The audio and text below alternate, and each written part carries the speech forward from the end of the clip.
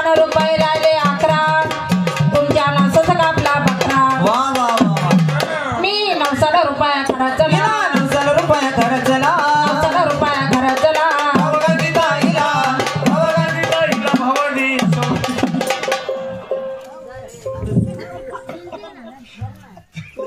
चला भूक लागली मग काय डालून टाका डालून अहो आता काय झालं